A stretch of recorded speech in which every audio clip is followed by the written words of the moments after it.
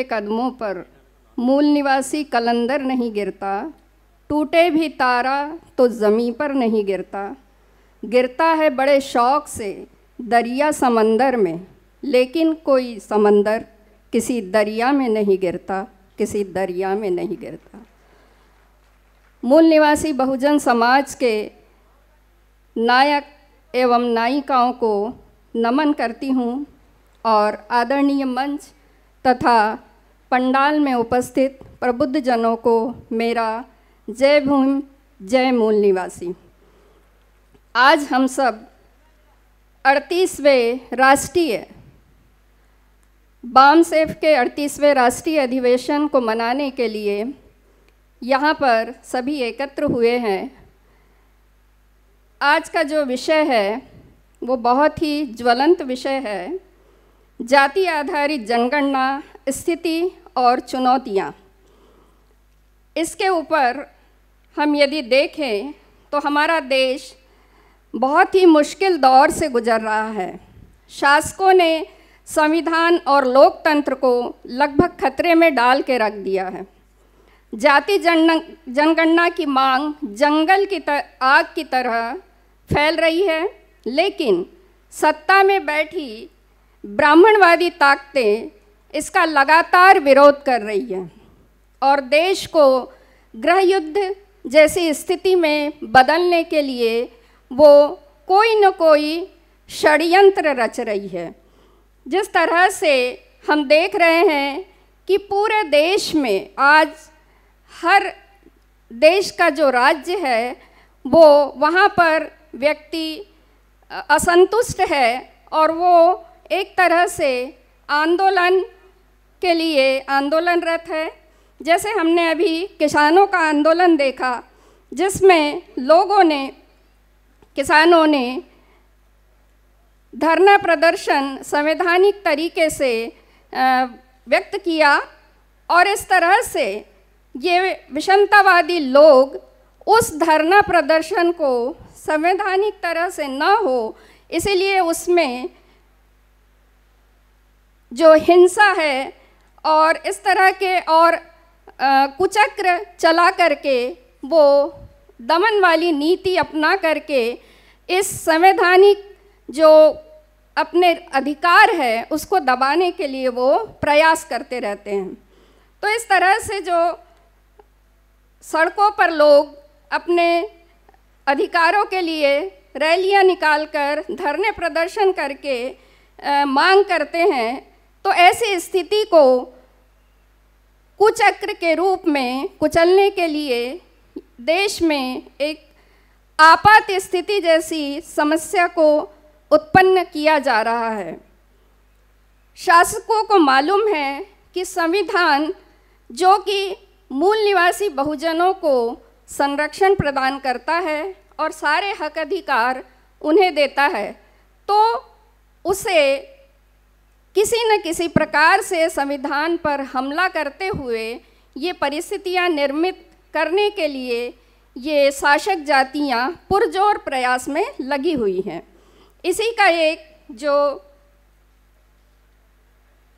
हिस्सा है वो आज जातिगत जनगणना का ज्वलंत प्रश्न है।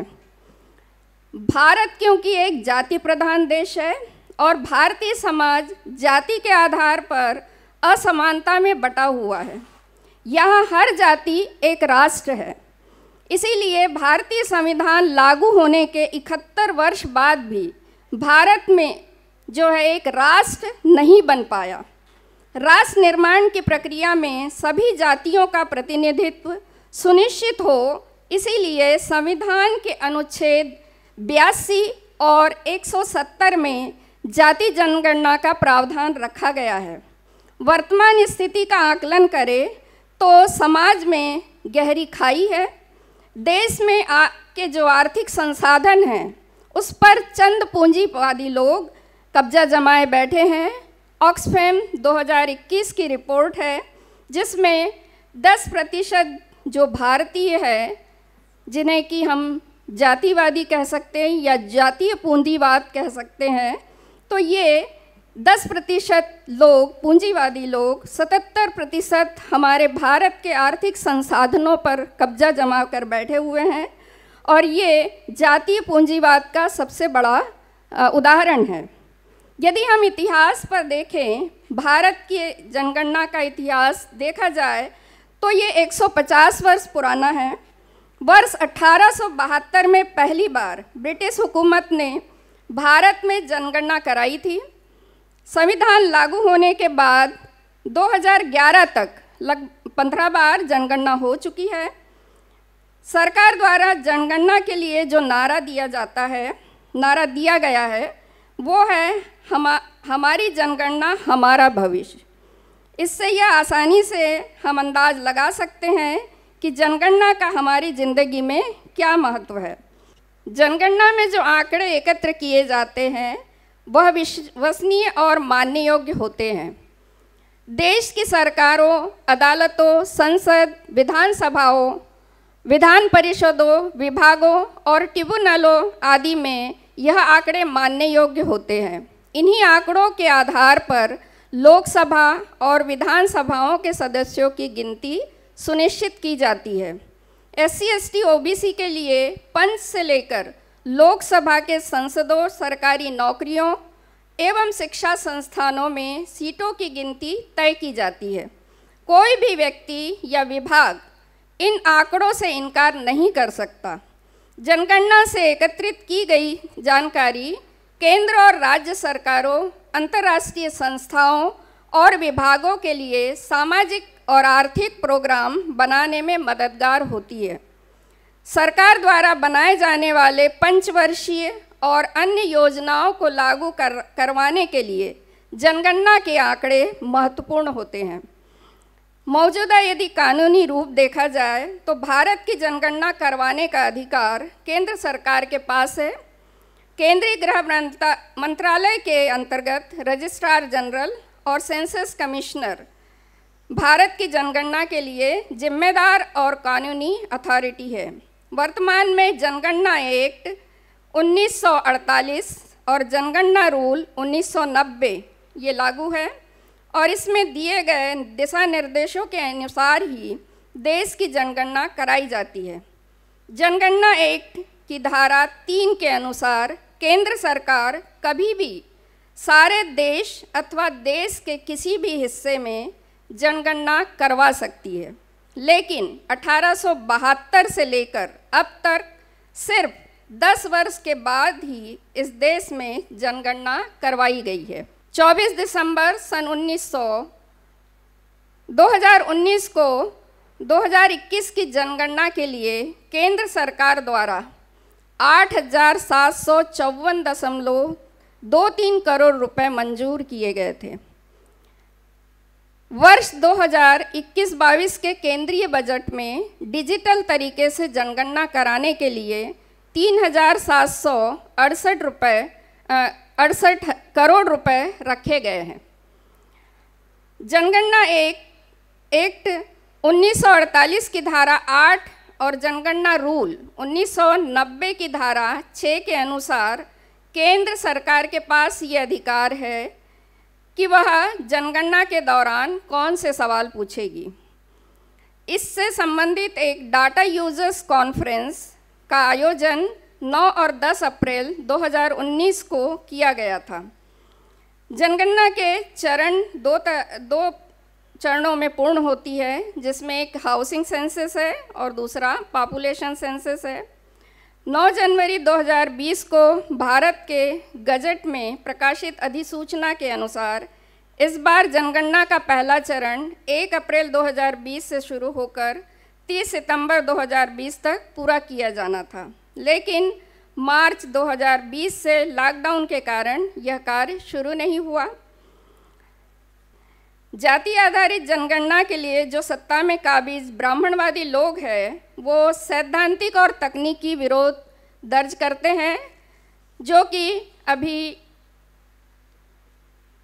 प्रथम सेशन में जस्टिस ईश्वरैया जी ने बतलाया। इसी तरह से जो विरोध अलग अलग तरह से किया जाता है कि जाति जो है वो ज़्यादा प्रबल हो जाएगी, जातिवाद बढ़ जाएगा। तो इसके लिए हम देखते हैं कि SC/ST की जनगणना लगातार हो रही है, उसके बावजूद भी कोई जातिवाद इस तरह का समस्या SC/ST के बीच में नहीं है, बल्कि एक समूह जिसकी कि एक यूनिटी बनी है, उस समाज को ये पता है कि उसका डाटा कितना है और उसके आधार पर जो है वो एकजुट हो कर के अपनी समस्याओं के समाधान के लिए वो प्रयासरत है। हम यदि देखें कि 1901 से की जो जनगणना हुई थी, उसके आधार पर यदि हम देखें तो छत्रपति साहू जी महाराज ने अपने राज्य में सामाजिक लोकतंत्र की आधारशिला रखी थी, जो 1902 में उन्होंने 50% आरक्षण को लागू किया था। 1911 में पहली जाति जनगणना हुई थी, जिसमें भारत के नागरिकों की वास्तविक स्थिति का पता चला था, जिसमें ब्राह्मण, क्षत्रिय और वैश्य जो है वो अल्पसंख्यक थे और पिछड़े SC/ST, OBC और धर्म परिवर्तित अल्पसंख्यक जो कि बहुसंख्यक के रूप में इनका डाटा प्राप्त हुआ था। 1921 की जाति जनगणना के आंकड़े के आधार पर ही बाबा साहेब ने साउथ बरो कमीशन के सामने अपना दावा प्रस्तुत किया था। आज भारत का मूल निवासी सत्ता पर काबिज विदेशी के सामने हाथ फैलाकर अपने अधिकारों की मांग कर रहा है। अधिकार कभी मांगने से नहीं मिलते हैं, उन्हें संघर्ष से हासिल करना होता है और इस तरह से हमारे महामानवों ने लगातार संघर्ष किया और तब जाकर के आज हम इस स्थिति पर पहुँचे हैं और आज उस स्थिति का या उस संघर्ष का सुख भोग रहे हैं। अब ये हमारा दायित्व है कि हम सभी बहुजन समाज को अवेयर करें और जो हमारी गणना होना है, पूरे भारत में लोगों की जो गणना होना है वो 2021 में होनी चाहिए।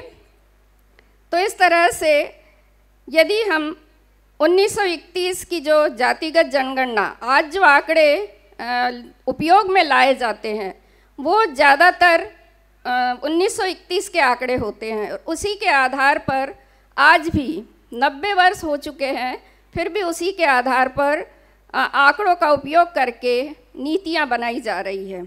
तो इस तरह से नीतियों के अभाव के कारण, जब मध्य प्रदेश का हम एग्ज़ाम्पल लें, अभी पंचायत चुनाव हो रहे हैं और वहाँ पर OBC का जो रिजर्वेशन है वो ख़त्म कर दिया गया है, क्योंकि आंकड़ों का अभाव है। कोर्ट आंकड़े मांगता है और राज्य सरकार के पास आंकड़ों का अभाव है।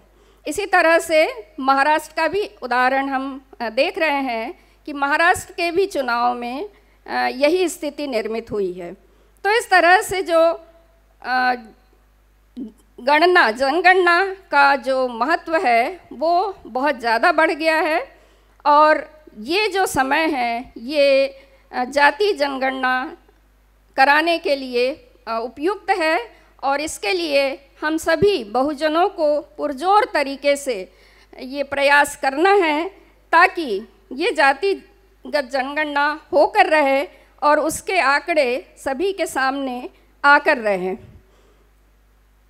यदि स्थिति हम देखें तो जो जातिवार जनगणना के अंतर्गत जो अन्य पिछड़े वर्गों की गिनती, जो कि डाटा 1931 का है, वो ब्रिटिश सरकार के समय में हुई थी और इस वर्ग की आज तक गिनती नहीं कराई गई है। प्रथम पिछड़ा वर्ग आयोग जो कि 1961 की जनगणना में जनसंख्या की जातिवार जनगणना की सिफारिश अपनी रिपोर्ट में इसने की थी। सरकार यह बिल्कुल नहीं चाहती कि पिछड़ा वर्ग के लोगों की असली आबादी के आंकड़े सामने आ सके। अगर एक बार इनकी असली गिनती सामने आई तो लोगों को यह पता चल जाएगा कि इनके हिस्से का कौन लोग खा रहे हैं। जो 1931 की जनगणना में 52%, लेकिन केंद्रीय सरकारी व शिक्षण संस्थानों में 27% आरक्षण दिया जा रहा है, जो कि संवैधानिक रूप से ये संविधान का उल्लंघन है। देश की आधी से ज़्यादा आबादी वाले वर्ग के साथ सभी सरकारों द्वारा धोखा और अन्याय किया जा रहा है। जनगणना 2021 में सरकार ने वादा किया था, लेकिन वादे से वो मुकर गई है। अब ये जिम्मेदारी हम मूल निवासी बहुजन समाज और उनसे जो प्रतिनिधि, जनप्रतिनिधि जो चुन कर गए हैं, अब उनकी जिम्मेदारी बनती है कि वो किस प्रकार अपने अधिकारों का उपयोग करती है और ये जनगणना करवाती है। बाबा साहेब ने अपनी उच्च शिक्षा और विद्वता से कम्युनल अवार्ड के माध्यम से SC/ST के लिए कुछ खास अधिकार ब्रिटिश हुकूमत से प्राप्त किए थे, पर मिस्टर गांधी ने उन अधिकारों पर डाका डाला। उसके बदले पूना पैक्ट द्वारा मिले हुए बहुत कम अधिकारों से ही इन वर्गों को संतुष्ट होना पड़ा। भारत में संविधान में दर्ज हुए इन अधिकारों को किसी न किसी तरह मनुवादी सरकारें समय समय पर छीनने का प्रयास करती रहती है। मूल निवासी बहुजनों को अब मिल रहे अधिकारों की पूर्ति करने के लिए जनगणना एक बहुत महत्वपूर्ण विषय है। इन अधिकारों को खत्म करने के लिए मनुवादी सरकारें जनगणना के दौरान कोई न कोई साजिश रचती रहती है। जैसे कि जो धर्म का कॉलम है वो उसको जाति के कॉलम से पहले रख दिया गया है। इसी तरह से SC में जो धर्म, 3 धर्मों को ही यदि वो लिखता है तो ही उसे SC कैटेगरी में माना जाएगा, अन्यथा उसे अलग कैटेगरी में डाल दिया जाता है, जिससे SC कैटेगरी की जो संख्या है वो कम हो जाएगी।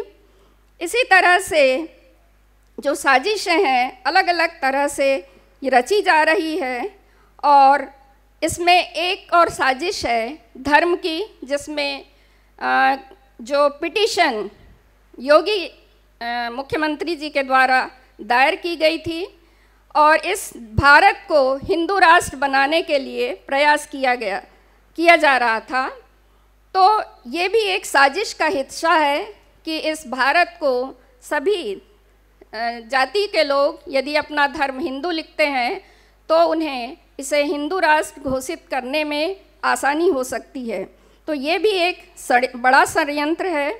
तो हम बहुजनों को ये बात समझना है और समझ करके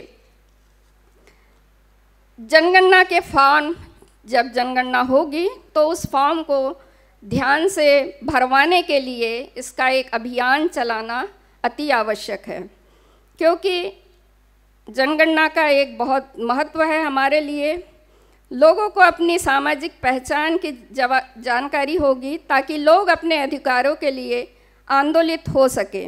साक्ष्य आधारित नीति बनाने के लिए किसी समुदाय, किसी समूह या वर्ग के सही जनसंख्या के आंकड़े उपलब्ध होंगे। साक्ष्य आधारित नीति निर्धारण के लिए जाति आधारित जनगणना अति आवश्यक है। भारत की सामाजिक संरचना में जो जाति है वो एक परिभाषित पैमाना है, इसलिए प्रत्येक आंकड़े में जाति आधारित जनगणना होनी चाहिए। अमेरिका, ऑस्ट्रेलिया, यूरोप, चीन, रूस में वंश या जाति के आधार पर जनगणना होती है। भारत में जानबूझ करके जाति के आधार पर जनगणना नहीं कराई जाती है। हम कोरोना काल का ही उदाहरण ले। लॉकडाउन के समय जो पलायन करने वाले मजदूर, उनकी क्या जाति है? क्या वो बैकवर्ड है या वो फॉरवर्ड है? तो ये डाटा सरकार के पास नहीं है। इसी तरह से कोरोना में मरने वाले जो लोग हैं उनमें उनके भी आंकड़े सरकार के पास मौजूद नहीं हैं कि उनमें सबसे ज़्यादा मौतें किस वर्ग की हुई। तो इस तरह से इन आंकड़ों का अपना एक बहुत ही महत्व है और ये जातिगत जनगणना होनी अति आवश्यक है। ब्राह्मणवादी लोग जानते हैं कि जिस दिन जातिगत जनगणना होगी उस दिन हर आदमी को अपनी ताकत का पता चल जाएगा और उस ताकत का प्रयोग करके वह सत्ता परिवर्तन कर देगा। सभी अपनी अपनी जनसंख्या के आधार पर यह देखना शुरू कर देंगे कि हमें कितना फ़ायदा या नुकसान हुआ। यह केवल 1585 का मामला नहीं है। जाति आधारित जनगणना सभी की होगी तो सभी को अपनी जाति की वास्तविकता का पता चल जाएगा। तो हमें जो मांगने वाली आदत है उसे छोड़ करके हमें अपना दावा प्रस्तुत करना है और इस दावे को प्रस्तुत करते हुए ये किसी भी हाल में हम सबको मिल करके, हम 85% बहुजन समाज के लोग हैं, तो हम सब मिल करके अपना दावा प्रस्तुत करें और इस जातीय जनगणना को कराने के लिए अपना अधिकार छीन ले। अंत में मैं कहूँगी कि परिंदों से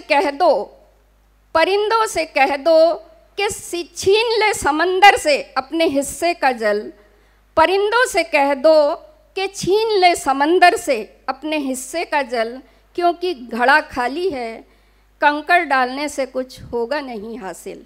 जय भीम, जय भारत, जय मूल निवासी, जय संविधान।